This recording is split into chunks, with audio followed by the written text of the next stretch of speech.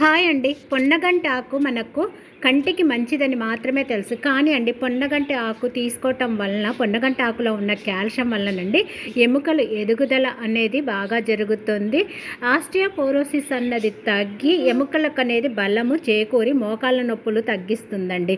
ఈ పొన్నగంటి ఆకు జీర్ణశక్తిని పెంచుతుంది, చర్మ సౌందర్యాన్ని పెంచుతుంది, గుండెకు కూడా చాలా మంచిది. దీంట్లో ఉన్న కాల్షియం, విటమిన్స్ అన్నీ మనకు చాలా బాగా యూజ్ అవుతాయి. సో ఇలాంటి పొన్నగంటి ఆకులోని పోషకాలు మరీ ఎక్కువగా మనకు లభించేలాగా ప్రోటీన్ రిచ్ పోషకాలతో కూడిన పప్పును ఈరోజు నేను తయారు చేస్తున్నాను. దీనికోసం బాగా కడిగిన పొన్నగంటి ఆకును తీసుకొని ఒక 2 టమోటాలు, ఒక 3-4 పచ్చిమిరపకాయలు తీసుకోవాలి.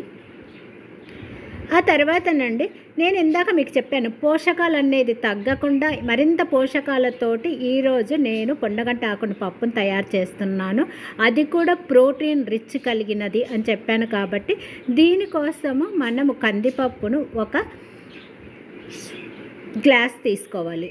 ఆ తర్వాత దీనికి ప్రోటీన్ అధికంగా కలిగి నొప్పులను తగ్గించటానికి గుండెకు మంచిగా యూజ్ అయ్యే ఎర్ర కందిపప్పు అండి. ఎర్ర కందిపప్పును మనం ఏదో ఒక రకంగా తీసుకోవటం వల్లనండి చాలా హెల్త్ బెనిఫిట్స్ అనేవి ఉంటాయి.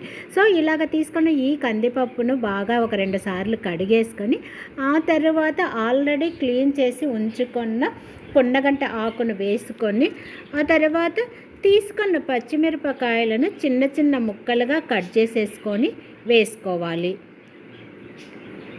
అలాగే టమోటా ముక్కలను కూడానండి వేసుకోవాలి. ఆల్రెడీ మనం 2 టమోటాలను తీసుకున్నాం, వాటిని చిన్నగా కట్ చేసేసుకొని ఈ టమోటాలను కూడా వేసుకోవాలి. ఆ తర్వాత ఒక ఉల్లిపాయను తీసుకొని ఈ ఉల్లిపాయను కూడానండి చిన్న చిన్న ముక్కలుగా కట్ చేసుకొని మనము వేసుకోవాలి. ఇకనండి మోకాళ్ళ నొప్పులను తగ్గించటానికి మనకు ఎంతో ఉపయోగపడే పసుపు అండి. పసుపును మనం రెగ్యులర్గా తీసుకోవటం వల్ల మోకాళ్ళ నొప్పులు అనేవి తగ్గుతాయి అనేసి ఈ పసుపు మార్నింగ్ టీగా కానీ లేదంటే నైట్ పాలల్లో కలుపుకొని తాగటం వలన మనకు మోకాళ్ళ నొప్పులు తగ్గుతాయని సైంటిఫిక్గా రుజువైంది. ఆ తర్వాత టేస్ట్ ఎంతో పెంచే కొద్దిగా జీలకర్రను కూడా వేసుకోవాలి.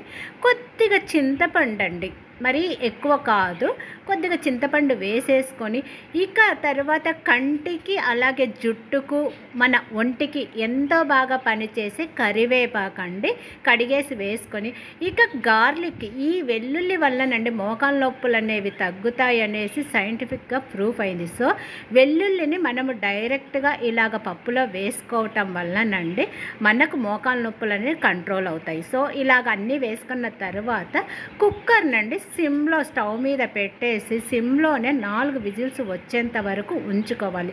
ఇలాగ తయారైన ఈ పప్పునండి మనము స్టీమ్ అంతా పోయిన తర్వాత తీసేసి తగినంత సాల్ట్ వేసేసి ఇక మనము గరిటెతోటేనండి దీనిని కలిపేసుకుంటే మనకు కావలసిన పప్పు అనేది రెడీ అయిపోతుంది. అంటే ప్రోటీన్ రిచ్ పోషకాలతో కూడిన పొన్నగంటి ఆకు పప్పు రెడీ అయిపోతుంది. సో ఇలాగ రెడీ అయిపోయిన ఈ పప్పును మనము రెగ్యులర్గా తీసుకోవటం వలన మనకు కంటికి, మోకాళ్ళ నొప్పులకు, జీర్ణక్రియను మెరుగుపరచడానికి అలాగే గుండెకు ఎంతో మేలు కలుగుతుందనేసి చాలామంది చెబుతారు. సో అలాంటి పప్పును ఇలాగ తయారు చేసుకోవటం వల్ల ఇంకా పోషకాలతోటి మనకు పప్పు రెడీ అవుతుంది. సో ఈ పప్పును మనం సర్వింగ్ బౌల్లోకి తీసేసుకొని మనము దీనిని మోకాళ్ళ నొప్పులను అందాన్ని పెంచే నెయ్యితో కానీ లేదు అంటేనండి నేను ఈరోజు నువ్వుల నూనెతోటి పెడుతున్నాను. నువ్వుల నూనె వల్లనండి మనకు మోకాళ్ళ నొప్పులు తగ్గటంతో పాటు మజిల్స్ అనేవి స్ట్రాంగ్ అవుతాయి. అందుకోసం అనేసి నువ్వుల నూనెను తీసుకున్నాను. ఇలాగ నూనె కాగిన తర్వాత ఆవాలు, జీలకర్ర అలాగే కరివేపాకు, ఎండుమిర్చి వేసేసి ఇవన్నీ వేగిన తర్వాత కొద్దిగా ఇంగువ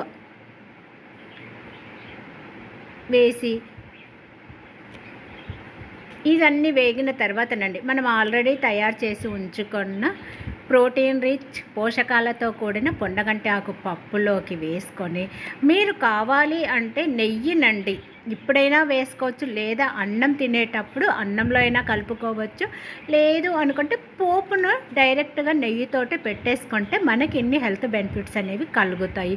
ఓకే ఫ్రెండ్స్, చూసారు కదా హెల్దీ పొండగంటి ఆకు పప్పును పోషకాలతో ఎలాగ తయారు చేసుకోవాలన్నది. ఇది నచ్చితే మీరు లైక్ చేయండి, షేర్ చేయండి, సబ్స్క్రైబ్ చేసుకోవటం మాత్రం మర్చిపోకండి. నెక్స్ట్ వీడియోలో మళ్ళీ కలుస్తాను. అంతవరకు సెలవు. నేను మీ లక్ష్మీ భాస్కర్ను. బాయ్ అండి.